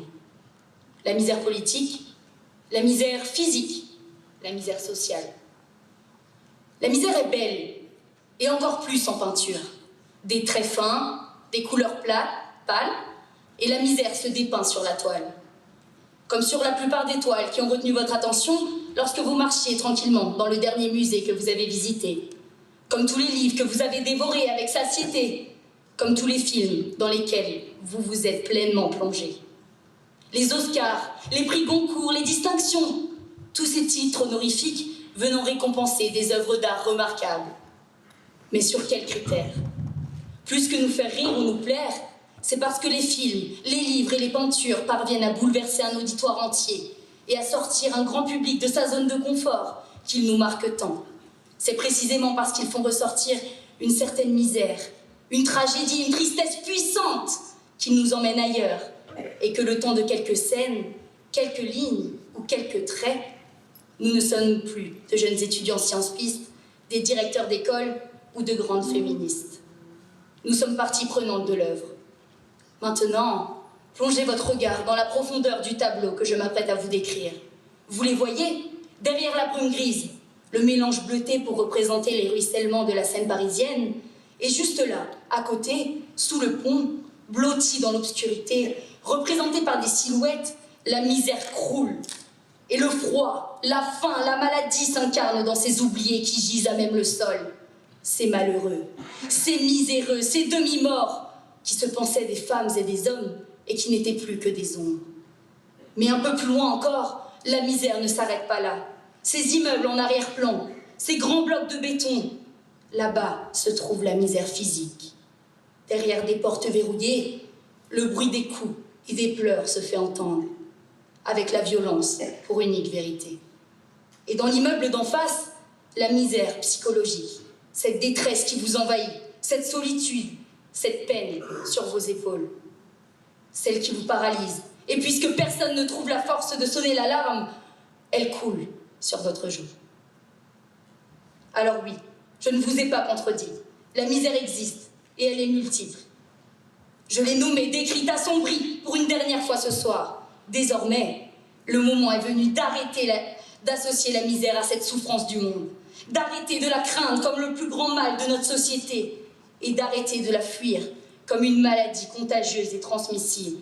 Car la misère est belle si on apprend à la regarder sous le bon angle, si on sait voir au travers d'elle, si on s'aperçoit que la misère n'est pas superficielle, qu'elle est tout ce qu'il y a de plus vrai, tout ce qu'il y a de plus authentique, et que bien loin de l'hypocrisie qu'affichent parfois les plus riches entre eux, par politesse plus que par bienveillance, par conventionnalité plus que par sincérité, les pauvres connaissent la simplicité et plus encore la solidarité. Et si cela vous surprend peut-être de l'entendre, les plus miséreux sont souvent les plus solidaires entre eux. Et ils sont souvent plus solidaires entre eux que les plus riches ne le seront jamais à l'égard des plus démunis. Car si dans la richesse, on découvre les bonnes sources, dans la détresse, on trouve les bons amis. Allez-y, approchez-vous du tableau encore un peu, regardez les détails dont l'œuvre témoigne. Ces ombres entassées sous le pont sont proches les unes des autres. Vous les voyez? Elles se collent pour se tenir chaud et ont partagé leurs provisions quelques heures plus tôt. Regardez par la fenêtre de l'immeuble. Une femme rassure la seconde, la soigne, l'écoute. Alors s'avancer sur les planches de ce théâtre ce soir pour défendre la beauté de la misère, prendre la parole pour vanter ses mérites et être sous les projecteurs pour tenter de trouver les mots justes pour presque vous donner envie de la connaître, la mission était de taille. Voir s'avancer une jeune science-piste sur scène pour défendre la beauté de la misère ou voir s'avancer à la barre une avocate à la défense de la peine de mort, c'est finalement se demander comment vont-elles bien pouvoir faire pour défendre l'indéfendable. Et soyons honnêtes, regardons-nous les yeux dans les yeux, nous savons, au cœur de cette ville royale, que très peu ici ont connu la misère. Et qu'il est plus facile de voir la misère quand elle ne nous touche pas, de la même façon qu'il est plus facile de critiquer une œuvre d'art quand nous ne sommes nous-mêmes pas artistes. Alors peut-être que l'illustration par un exemple restera la meilleure solution. Si je ne devais en choisir qu'un, je vous dirais que peu connaissent la misère. Mais parfois nous l'entendons. Souvent, nous la voyons. Moi, je l'ai entendu un jour, sortir de la bouche de cet ami qui racontait avec émotion que sa mère, immigrée russe, n'a pas eu d'autre choix que de connaître cette misère que nous évoquons ce soir. Cette misère qui fait peur, cette misère qui vous pousse dans vos retranchements. Elle n'a pas eu de choix que de la connaître de très près en venant se réfugier en France. Bagages, bourse et ventre vide. Avec pour seul compagnon de voyage, son enfant, son courage et son espoir. N'a eu pour choix que de mourir ou de voler pour se nourrir, elle et lui. Et bien que miséreux, avec le ventre creux, il ne cessait d'y croire en attendant la gloire. Au cœur de sa misère charnière, assise à terre dans la poussière, elle tient son enfant serré contre elle comme un oiseau blessé et se surprend à laisser des larmes s'échapper sur son nouveau-né, celui pour qui elle a tout quitté. Pour cette femme, l'indifférence face à votre jugement régnera sans doute, car la misère est belle. Belle, car elle lui a appris l'humilité. Elle lui a appris à se contenter de peu, à se concentrer sur le principal et à savoir ce qui comptait le plus pour elle. Cette femme ne se sent pas si miséreuse, car il y a des choses qui ne s'achètent pas. Et l'amour pour son enfant a sans doute plus de valeur que tout ce qu'elle ne pourra jamais s'acheter. La misère aussi offre des choses dès lors qu'on est prêt à les saisir et à se débarrasser de tout artifice. La misère nous forge. Elle est belle dans la force qu'elle nous donne et dans la simplicité qu'elle accorde à notre vie. Savoir se satisfaire d'un rien comme elle l'a fait, cette femme, c'est de ne dépendre de personne et être libre. Et je crois que l'homme libre est loin d'être miséreux. Mais s'il y a une seule image de la misère que vous devriez retenir ce soir, ce serait celle d'une fleur. Car il est audacieux de chercher la beauté dans une rose qui ne vous a jamais piqué.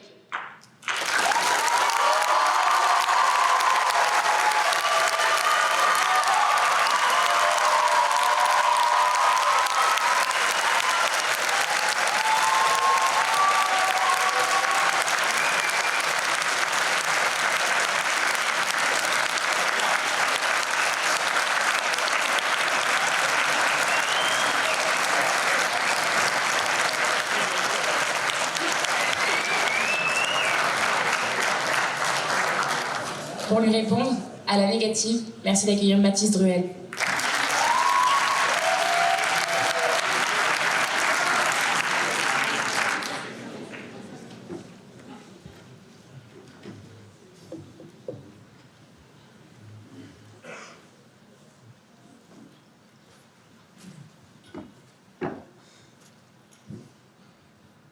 La misère est une œuvre d'art dont nous ne sommes pas l'artiste. La misère est si belle. La misère, c'est savoir se passer du superflu et même du nécessaire pour permettre à notre société de fonctionner. Quel noble sacrifice que d'accepter d'être dans la misère pour permettre aux autres de vivre dans l'opulence. N'est-ce pas magnifique de voir que nous, les riches, imposons des traumas, cracras aux crasseux, croqués, miséreux, craignant ce traitement trompeur craché à leur tête par notre troupe de troïka trouble fête triée sur le volet. Cela ne pourrait être que des mots excessifs. Mais nous savons tous qu'ils correspondent à une réalité plus exagérée encore. Les miséreux sont si beaux dans leur don d'eux-mêmes. D'ailleurs, leur sacrifice n'est pas vain, puisqu'ils changent notre eau en vin. Pour rejoindre le club des 100, il faut bien en avoir sur les mains. Qu'est-ce que tu as à me regarder avec tes yeux de merlan frit? C'est le jeu. Je ne fais qu'en suivre les règles en m'amusant de la misère. C'est du divertissement. La misère, c'est drôle. C'est si beau.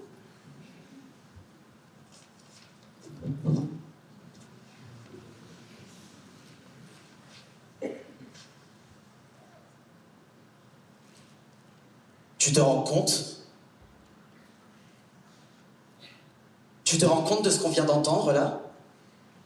Tu te rends compte que ce soir, pour s'occuper, des étudiants en col blanc sont venus s'amuser avec la misère en vous disant qu'elle était belle. Tu te rends compte de la violence symbolique d'un tel sujet?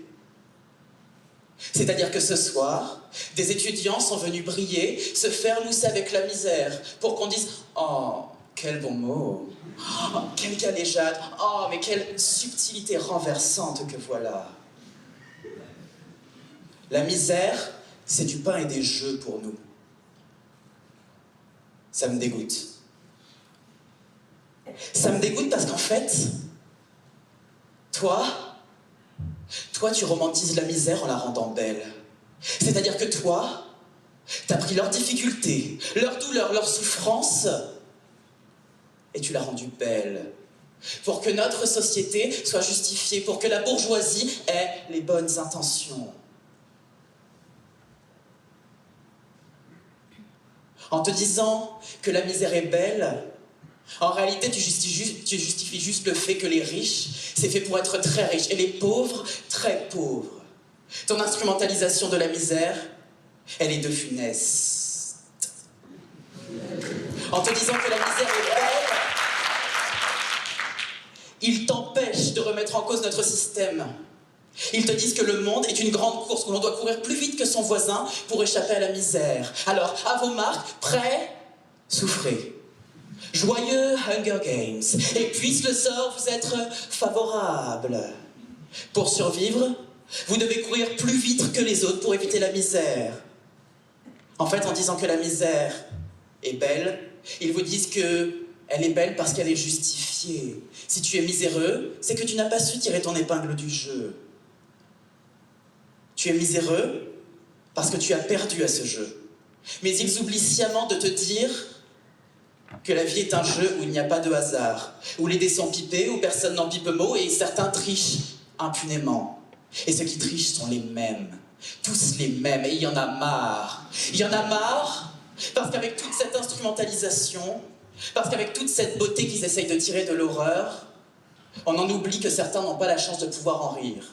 Car faut vous dire, monsieur, que chez ces gens-là, on ne rit pas, monsieur, on ne rit pas. On souffre. Et toi, tu vas encore plus loin. Parce que toi, tu penses que la beauté, c'est des sensations fortes, c'est des sentiments tristes, des sentiments mélancoliques comme PNL. Alors, tu lis des livres, tu regardes des films qui parlent de misère sociale, de misère humaine, de misère liée à la maladie, liée à la perte d'un enfant ou juste à la simple sensation du vent dans mes mollets. Toutes ces œuvres qui sont une drogue pour toi, une drogue qui te permet d'avoir ta décharge d'endorphine, une drogue qui parle de misère parce que tu trouves ça beau. Avec ces œuvres qui font croire que la misère est belle, tu prends ta dose, c'est ta drogue. Plus ça te rend triste, plus tu trouves ça beau, plus tu as envie qu'on continue à instrumentaliser la misère. Mais la vraie beauté est ailleurs. Alors, arrête d'être hypocrite. Regarde les choses en face et rends-toi compte que la misère est dégueulasse. Regarde les choses en face et reconnais sa laideur. Et arrête, je t'en prie, arrête de la défendre. Parce qu'en faisant cela, tu lui permets juste de se perpétuer. En faisant cela, tu la sacralises sur l'autel du romantisme. Et tu ne nous permets pas de nous armer pour lutter contre elle. En fait, on accepte de se leurrer, de se faire croire que la misère est belle, parce qu'on se sent coupable. Parce qu'on se sent coupable que certains soient miséreux et pas nous. Parce qu'on se sent coupable d'accepter un système dans lequel on doit penser « moi d'abord ». Parce qu'on se sent coupable de ce système tellement injuste que même les écureuils de Central Park sont tristes le lundi. Et moi aussi je me sens coupable. Ne crois surtout pas que je suis un homme à distance des propos qu'il tient. Moi aussi j'aurais aimé que la misère soit belle et qu'un ciel ne soit plus un souci. Il faut conclure. Mais ce n'est pas vrai. Alors plutôt que de te complaire dans la misère, ose rêver mieux. Ose rêver de t'emmener au vent. Ose rêver de t'emmener au-dessus des gens. Ose rêver d'une infinité de plus beaux pour rendre notre quotidien. Ose rêver. Ose rêver pour qu'au bout du compte, Lajli n'ait plus besoin de venir sur la place publique nous raconter les misérables.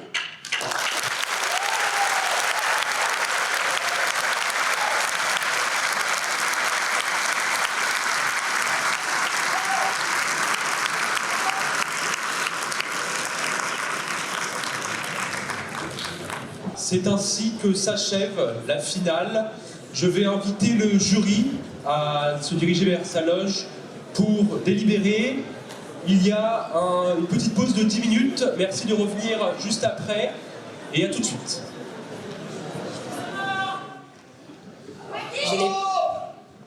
Allô ? Je n'ai pas le talent de la plupart d'entre vous, mes mots sont donc écrits.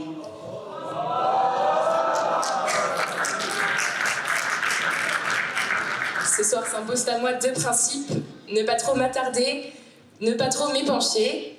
Mes remerciements se vaudront donc brefs, ils ne le sont pas du tout. On a parié sur qui pleurerait le premier et chaque minute met davantage ma bourse en danger. Au nom du comité dont je me tenterai de me faire même une dernière fois le porte-voix, nos remerciements à l'ensemble de nos partenaires. Le Rotary Club, la Société Générale, Madame Martz et l'équipe de Women's Safe Institute, l'ensemble des commerçants de Saint-Germain-en-Laye qui ont participé de près ou de loin à la construction de ce premier abo. Nous tenons de même à remercier l'intégralité de l'administration de notre école et des 9 autres IEP de France, Mesdames Braconnier et Maléwani en tête, pour nous avoir soutenus, encouragés et financés. Cet événement, je l'espère, aura été à la hauteur de vos attentes.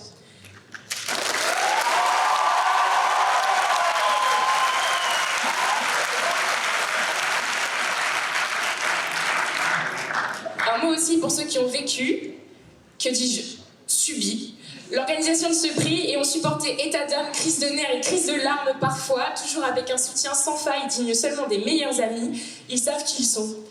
Merci aux vétérans de l'éloquence, même de très loin, Maëlle pour le regard approbateur, Juliette pour la bienveillance constante, Yasmine un peu pour tout.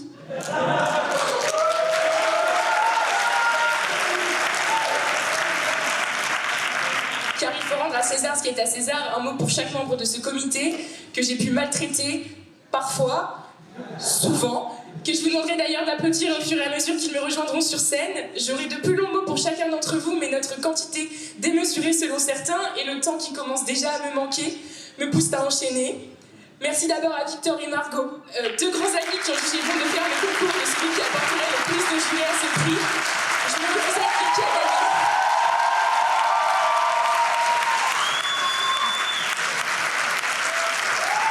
À Lucie qui aura harmonisé tout ça avec joie, bonne humeur, accent du sud et chocolatine.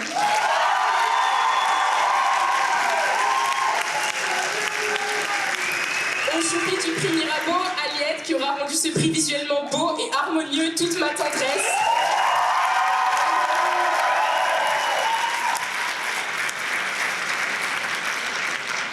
Au talentueux Camille qui a cette année préféré à la surprise de tous les coulisses au pupitre avec toujours autant de talent.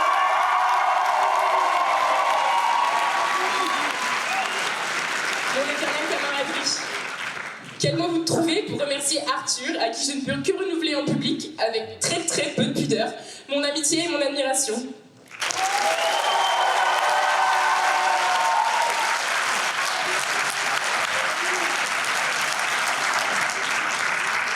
Un remerciement au reste du bureau, Enzo, Pauline, Mina. Mina qui a su rendre les plans sur la comète de cette toute première réunion réalité. Enzo qui a grandement contribué par son manque de second degré.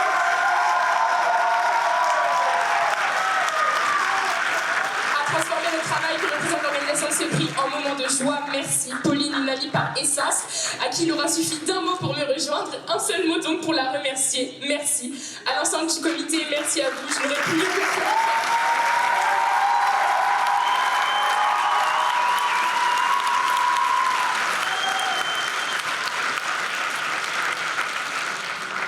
Je n'aurais pu mieux conclure. Enfin, si mes notes me permettent d'être diplômée, ma scolarité, Madame Braconnier, si vous pouvez faire quelque chose à ce sujet. Les mots me manquent pour vous parler de Guillaume. Guillaume aura été un partenaire de travail plus qu'exemplaire. Guillaume a su me sauver de la démission plusieurs fois. Y compris ces 2 derniers jours, Guillaume à qui j'espère enfin avoir donné autant qu'il m'a donné. Je me contenterai peut-être enfin d'un merci à toi, des plus éloquents, preuve qu'on revient toujours à ces vieux démons. Un dernier remerciement enfin à l'ensemble des étudiants de Saint-Germain-en-Laye, aux bébés tribuns pour leur présence, leurs mots d'encouragement, mais aussi leur participation chocolatée. Ce prix Mirabeau a été fait à votre image, à celle de notre IEP, et ce fut pour moi plus qu'un honneur de le co-construire pour vous. Merci.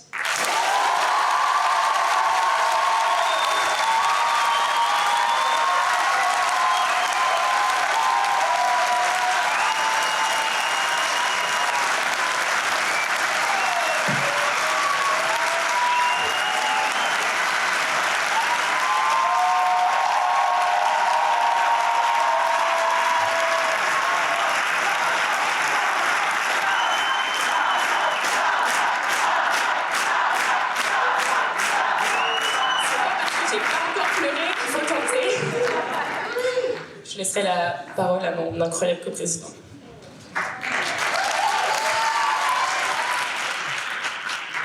Ça y est, c'est 8 longs mois de travail, 8 longs mois d'efforts ininterrompus qui s'achèvent ce soir. J'espère que vous avez profité autant que nous avons eu de plaisir à organiser cette 10e édition du prix Mirabeau. Alors, avant de remercier tous ceux qui le méritent, je tenais à vous remercier, vous, sans qui ce prix Mirabeau aurait été bien fade. Merci à vous.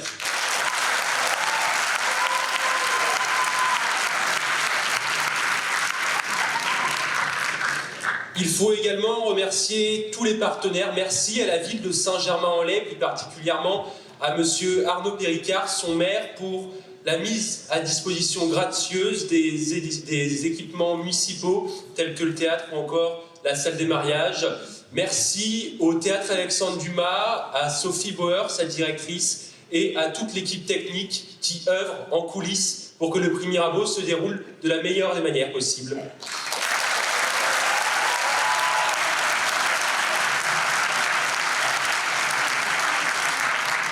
Ensuite, merci à la Fédération française de débat et d'éloquence qui a appuyé le prix Mirabeau et qui a permis de lui faire de la publicité et de l'aider pour la recherche du jury. Merci.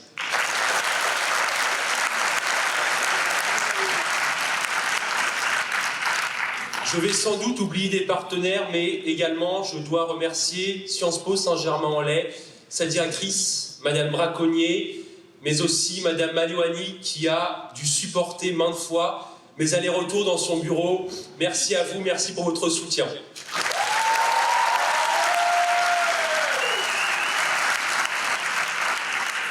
Alors voilà, moi maintenant de me coller aux remerciements personnels. J'espère ne pas pleurer car le moment est rude. Margot, merci. Merci pour ta bonne humeur, pour ta joie, pour ton dévouement, pour tes compétitions de jury avec Victor. Victor, toi aussi qui es arrivé plus récemment dans le comité au mois d'octobre et qui a su mettre la main à la pâte et nous ramener main de juré, mais aussi ton talent en communication et tes quelques boulettes.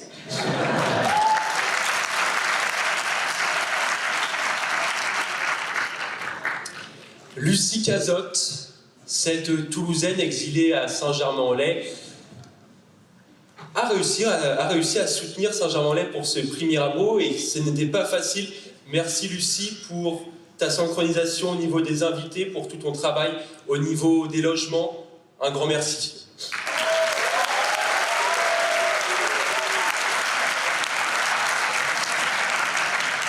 Aliette, celle avec qui j'ai partagé tant de grec l'année dernière. Les résidences étudiantes nous ont séparés, mais le prix Mirabeau nous a permis de nous retrouver. Merci pour tes visuels, merci pour ta joie et pour ton énergie.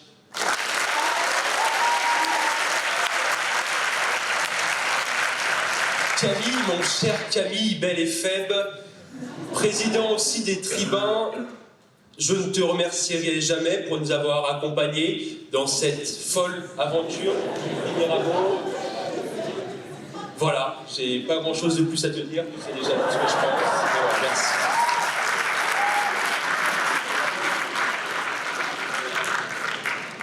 Arthur, ta jeunesse a peut-être failli parfois causer la perte de la communication du prix Mirabeau.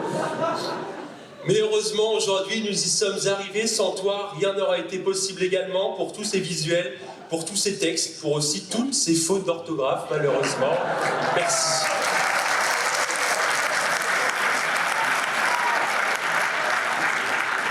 Enfin, je m'attaque au bureau. Alors commençons par Pauline. Pauline, nous l'avons vue au début du prix Mirabeau pour l'organisation.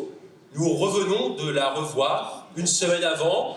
Nous sommes contents qu'elle soit là parmi nous ce soir. Pauline, merci pour tous tes talents en communication. Merci d'avoir accepté de rejoindre cette aventure. Voilà, un grand merci. Je te serai éternellement reconnaissant pour tout ce que tu as pu faire pour nous. Mina, merci pour ton expérience, pour avoir permis d'organiser et de planifier ce prix Mirabeau pour l'élaboration de ce planning que nous avons sans cesse modifié pour la soirée qui s'annonce avec tous les étudiantes et étudiants. Merci Mina pour cette implication.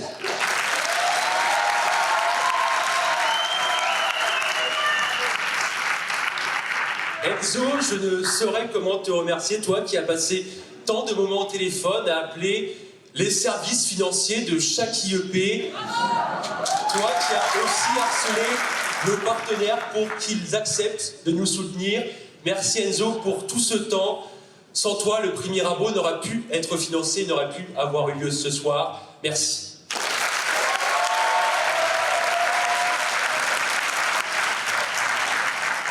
Et enfin, à ma chère coprésidente qui vit cette année, sa dernière année à Sciences Po Saint-Germain-en-Laye, enfin je l'espère pour elle.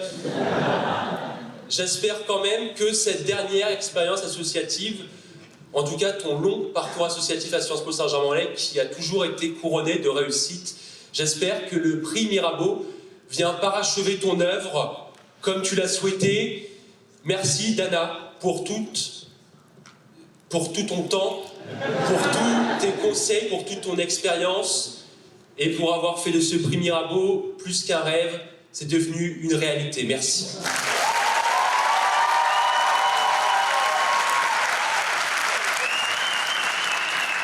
Et si pour conclure ces deux journées, ces deux soirées de braillade, il faut une dernière grande gueule, je serai celle-ci. Je prends la parole en toute modestie au nom du comité pour remercier ce duo de présidents formidables qui nous a portés de bout en bout et à qui vous devez cette soirée.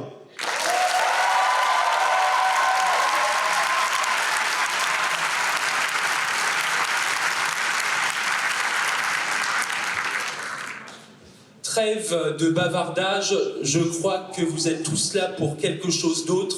Je vais appeler... Non. Tu crois qu'ils sont là pour ça? Allez, on refait.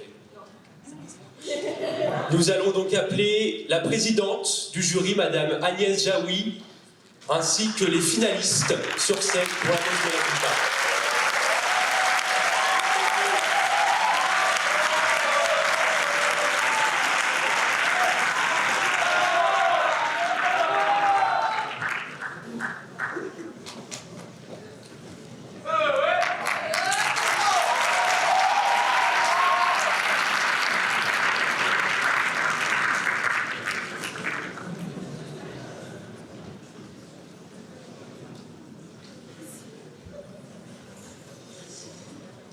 Bien. Alors, il m'incombe la lourde tâche donc de dévouer les heureux ou malheureux lauréats.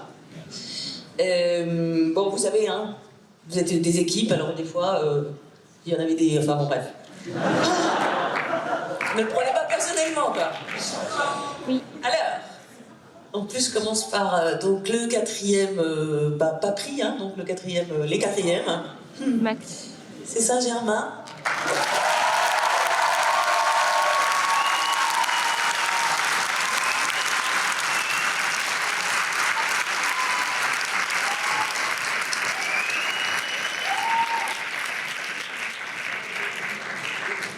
En troisième, nous avons choisi Paris.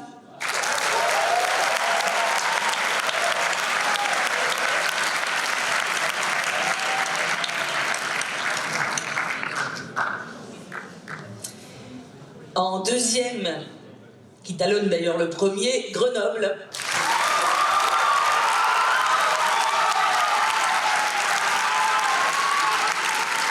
Et donc en premier, Bordeaux.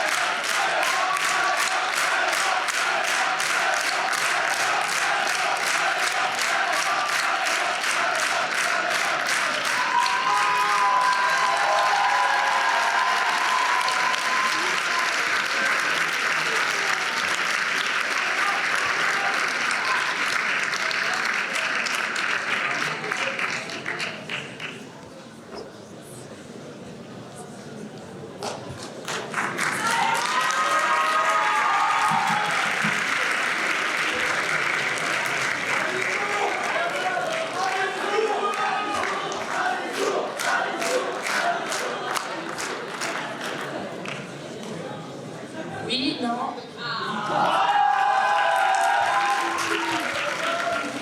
Alors je ne sais pas si je vais parler pour tout le monde parce que l'envie de parler vient avec le temps.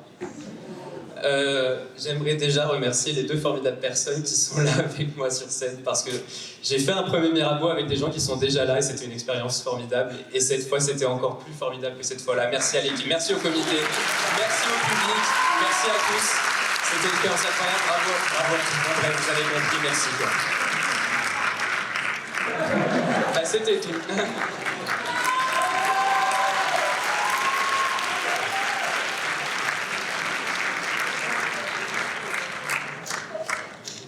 Voilà, le prix Mirabeau s'achève, la 10e édition voit Bordeaux être couronné. Encore un énorme merci au jury pour être ici ce soir. Merci pour votre expertise, pour avoir rendu ce classement.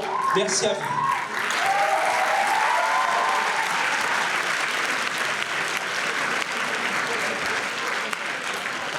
Nous invitons donc toutes les délégations, le jury et les membres de l'administration à partager un cocktail de clôture et de remerciements.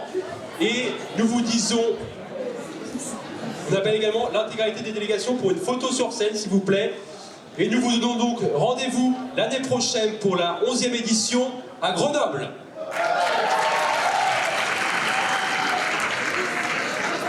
Oh,